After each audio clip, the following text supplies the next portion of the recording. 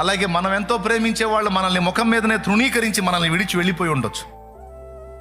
నానా మాటలని మన దగ్గర మేలు పొందిన వాళ్ళు, ఉపకారం పొందిన వాళ్ళు మన ముఖం మీదనే మనల్ని తృణీకరించి వెళ్ళిపోయిన అనుభవాలు కూడా మనలో కొంతమందికి ఎదురై ఉండొచ్చు.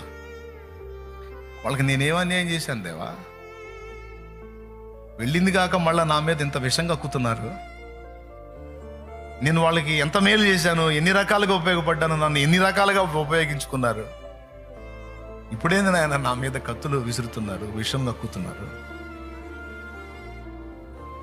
మనకిష్టమైన వాళ్ళని కొంతమందిని లాస్ అవుతాం, మనం ఎంతో ప్రేమించే వాళ్ళని కొంతమంది మన ముఖం మీదనే తృణీకరించి వెళ్ళిపోయే పరిస్థితులు మనకి ఏర్పడు.